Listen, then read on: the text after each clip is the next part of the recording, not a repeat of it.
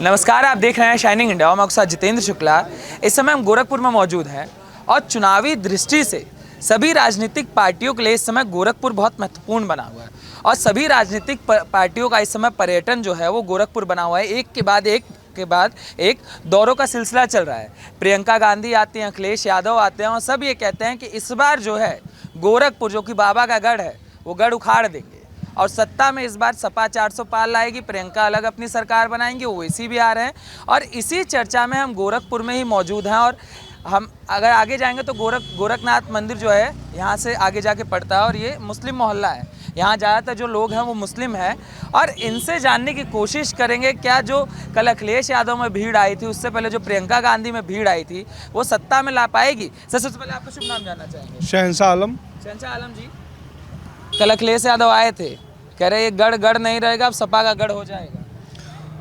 अखिलेश यादव कोरी कल्पना कर रहे हैं। हाँ। वो सपने में जी रहे हैं। अच्छा। जिस दिन चुनाव आने दीजिए, उनको उनकी ताकत और उनकी ज़मीन का अंदाज़ा लग जाएगा। हाँ। जब वो तो उखड़े हुए लोग हैं, वो किसी को क्या उखाड़ेंगे, वो खुद उखड़ जाएंगे और उखड़े हैं।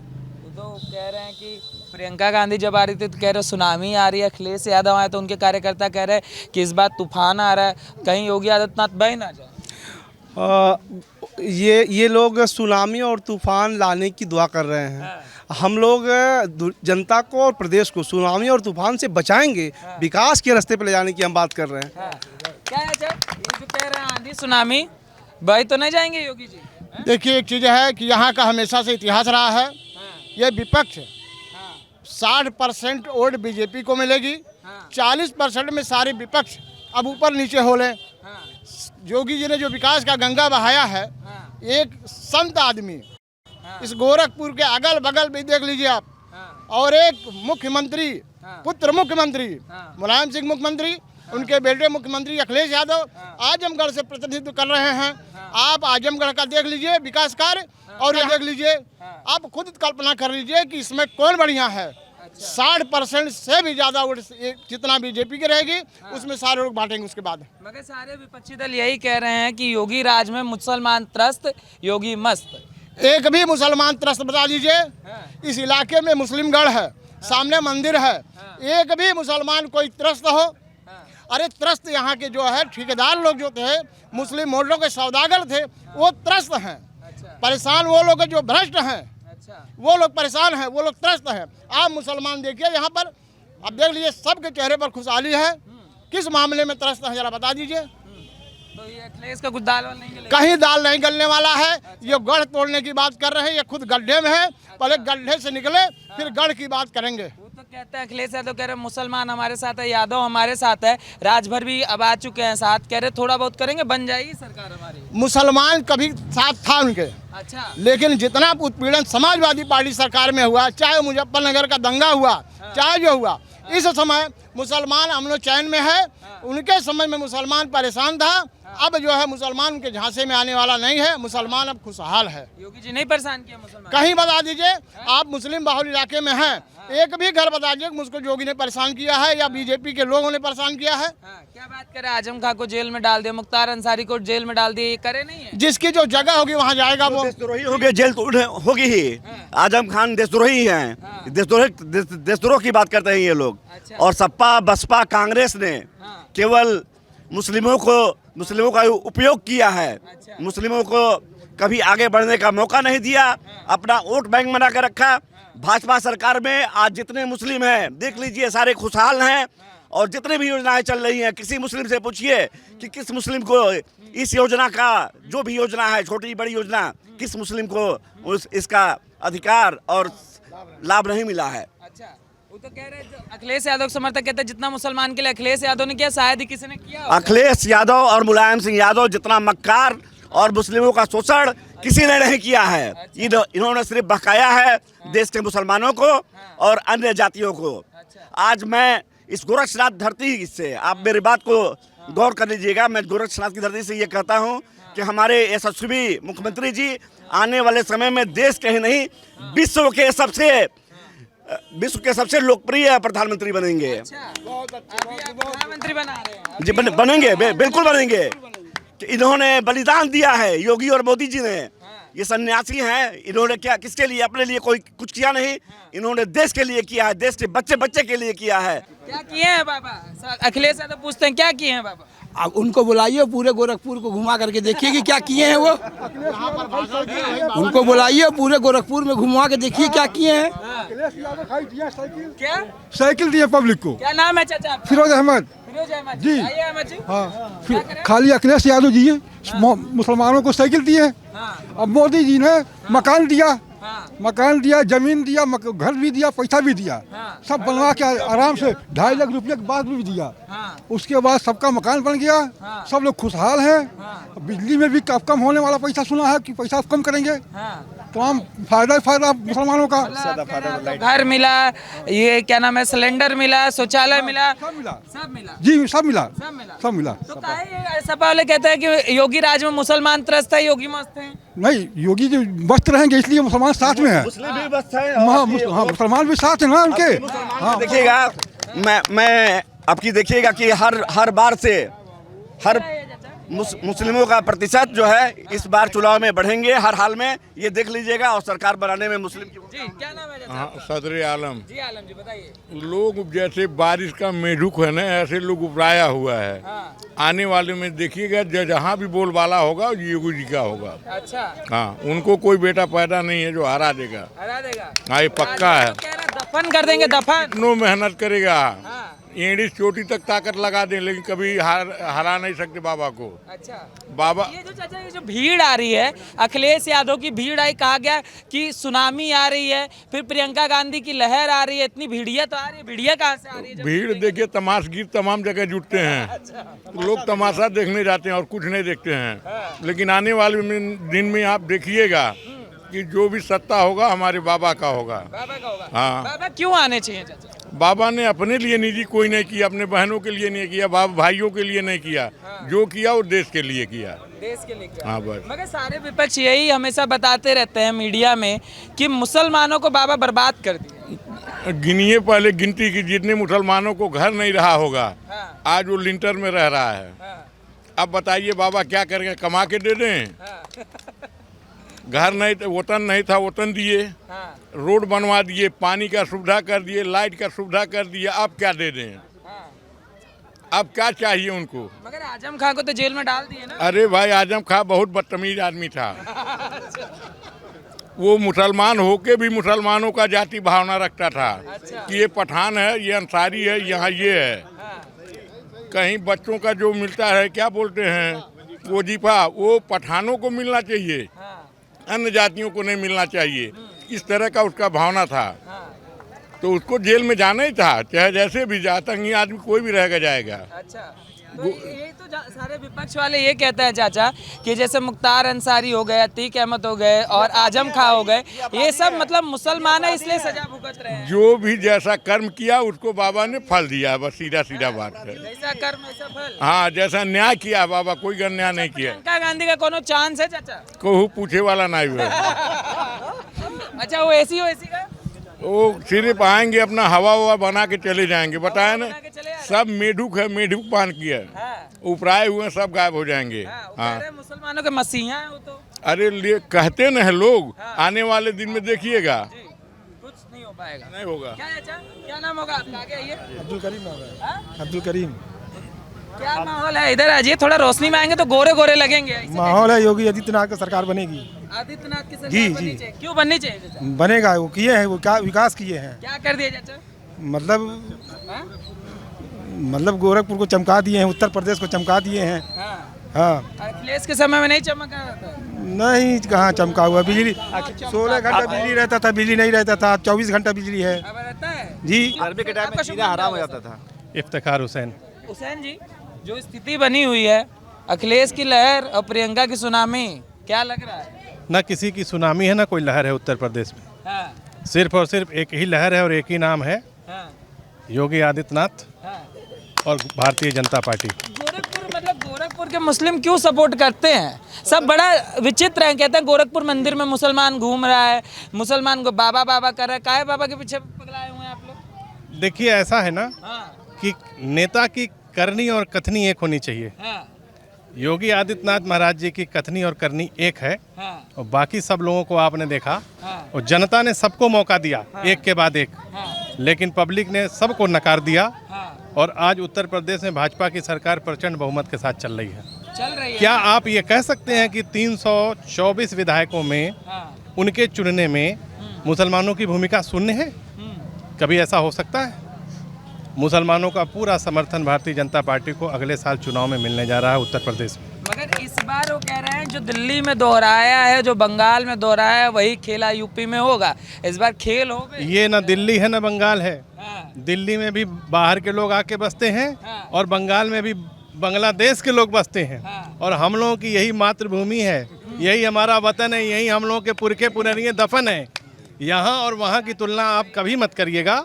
यूपी के लोग, यूपी के मुसलमान, यूपी की अक़लियत समाज हमेशा से अलग एंगल से सोचती रही है, और आगे भी वो सोचेगी। मगर जो ओवैसी हैं वो तो कहते हैं कि यूपी का मुसलमान प्रताड़ित रहा है बाबा के काल में। देखिए, ओवैसी प्रताड़ित है बाबा से जरूर, क्योंकि उनकी वो जहरीली राजनीति, मुसलमानों को बांटने वाली राजनीति, और छोटे बड़े की ऊंच नीच वाली जातिवाद वाली राजनीति उत्तर प्रदेश में वो कर नहीं पा रहे हैं। आपने देखा होगा कि आज उनकी मेरठ में एक रैली होने वाली थी, उत्तर प्रदेश सरकार ने उस पर रोक लगाई है, क्योंकि यूपी का माहौल भारतीय जनता पार्टी न बिगड़ने देना चाहती है, न किसी ऐसे तत्व को आने देना चाहती है जो आकर के यहाँ पे जहर उगले। मगर वो तो कह रहे हैं उप मुख्यमंत्री दे देंगे मुस्लिमों को। अरे भाई, कोई किसी से कुछ कह दे, कितनी विधायक हैं उनके उत्तर प्रदेश में कि उप मुख्यमंत्री दे देंगे वो?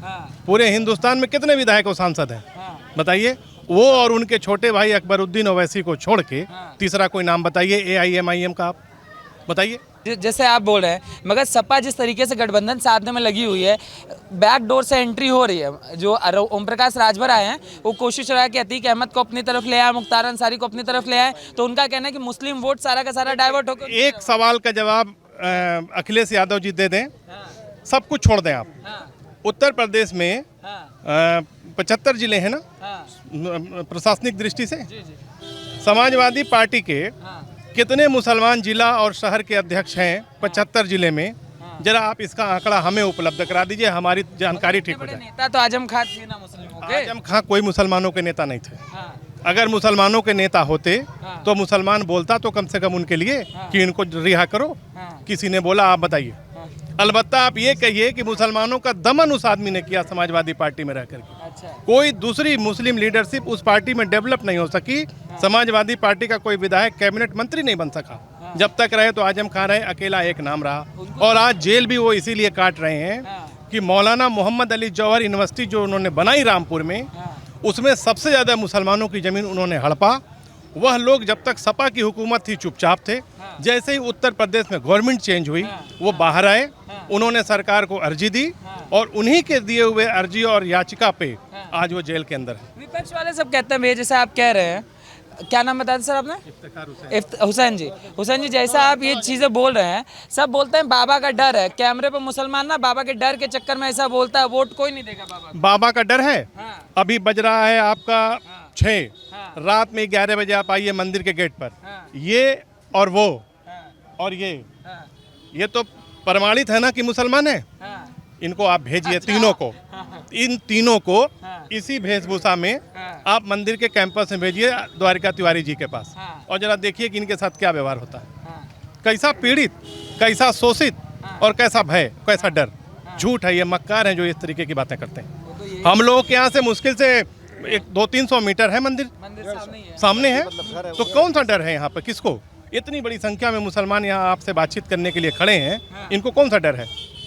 ये खुद से तो आए हैं ना, इनको बुलाया तो क्या नहीं है। आप आए, आपको देखा, आपसे बात करने आए, और आपके सारे सवाल आ रहे हैं बीजेपी और मुसलमानों को लेकर के, लेकिन कोई आपको इस प्रकार का आ रहा है क्या फीडबैक इन लोगों का कि जो इनके अंदर कोई आक्रोश हो? देख लीजिए मुसलमानों की भीड़ दिखाइए, कितने लोग जुटे हुए हैं। पूरा ये जन समर्थन, ये सब अधिकतर लोग जो है वो मुस्लिम ही। अधिकतर नहीं, 99% जी।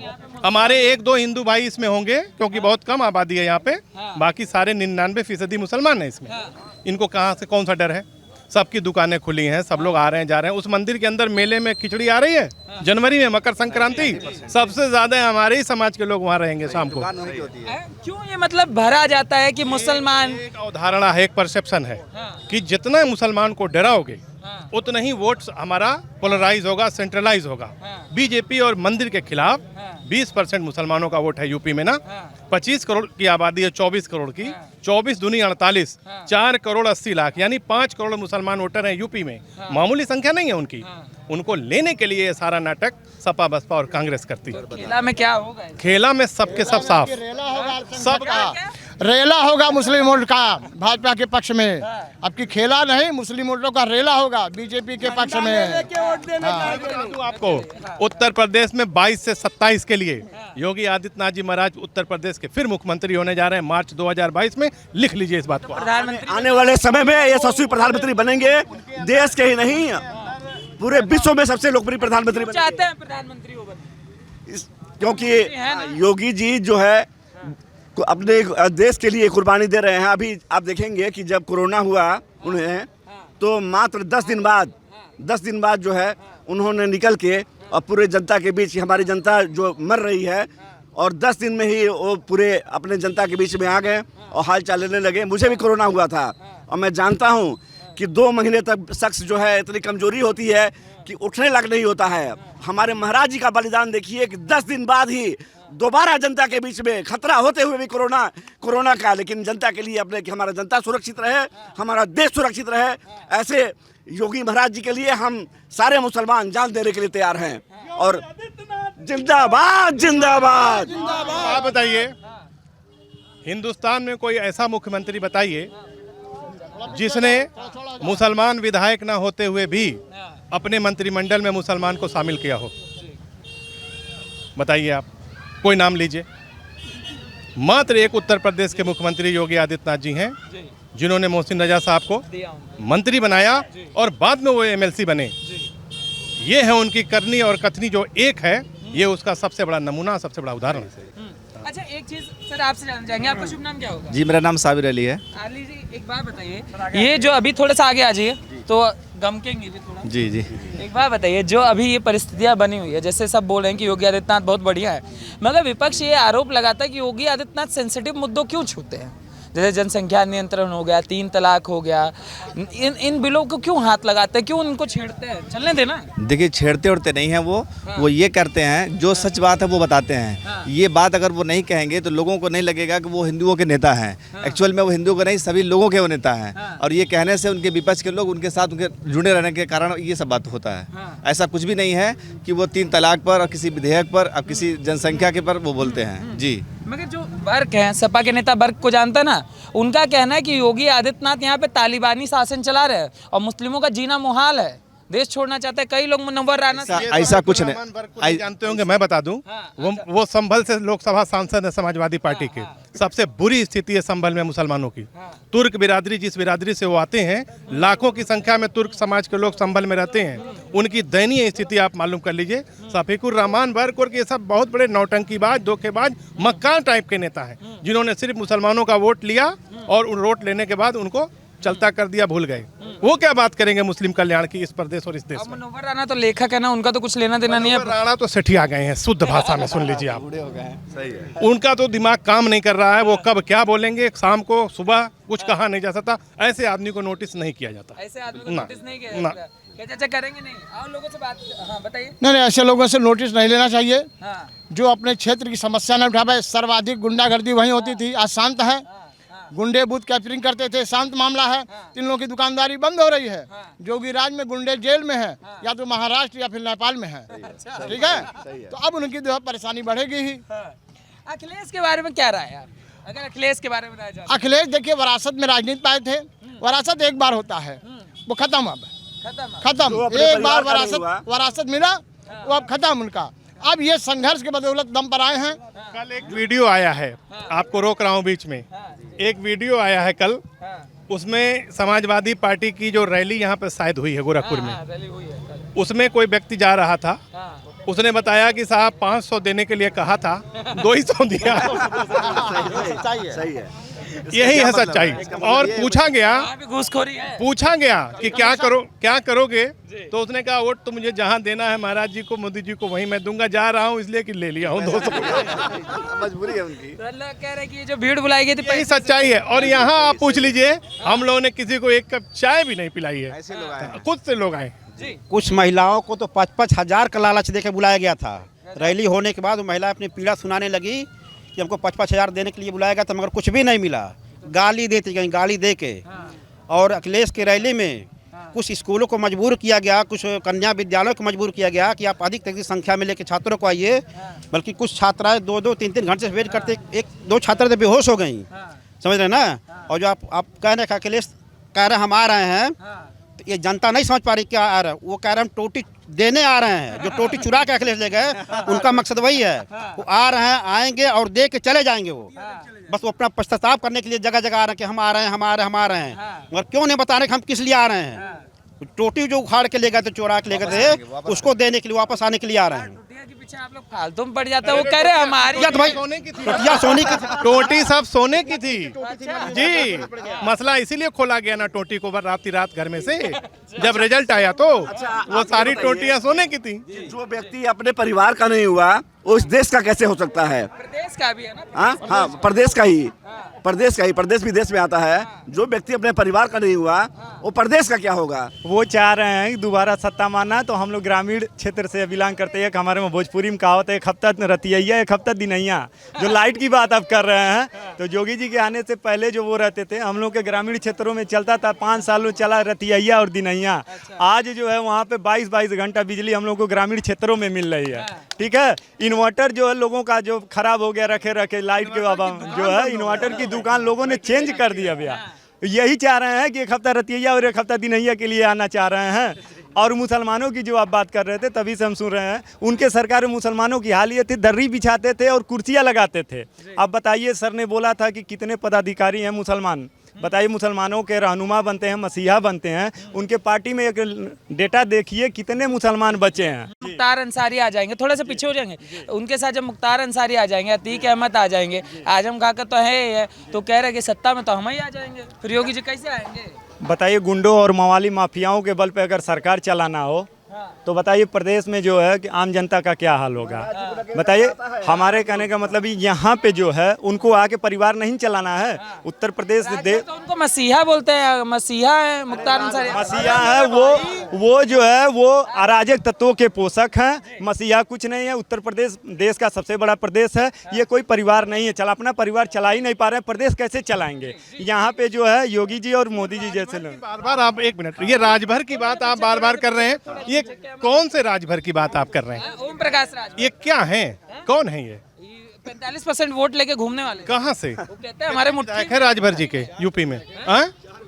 अरे राजभर यही ना कहते हैं कि हम पिछड़ों के नेता हैं। पिछड़े का सबसे बड़ा नेता तो हमारा देश का यशस्वी प्रधानमंत्री आदरणीय नरेंद्र भाई मोदी। कहाँ ये लोग टिकते हैं पिछड़ों में? पिछड़ों के सर्वमान नेता हमारे इस देश के प्रधानमंत्री जी हैं। और मौजूदा जो पूरा सिस्टम है वो पिछड़े, अल्पसंख्यक, दलित, अगड़े सबको साथ लेके चलने वाला सिस्टम। आप बताइए, दोगला किसको कहते हैं? जो आदमी दो बात करता है, दो तरह की बातें करके उसको दोगला कहते हैं जी। दो मुँह साहब, समझ रहे हैं ना। यही राजभर 4-5 साल पहले यही राजभर कहे थे कि जो समाजवादी पार्टी को वोट दी, भोजपुरी में बोले थे, जे समाजवादी पार्टी को वोट दी वो अपने माई बहन के साथ घात कराई। ये राजभर का रिकॉर्ड बयान है, अभी भी मीडिया में चल रहा है। ये पूरे जनता इसको देख रही है। अब जो कुछ लोग जो सपा को देना चाह रहे होंगे वो भी अब नहीं देंगे।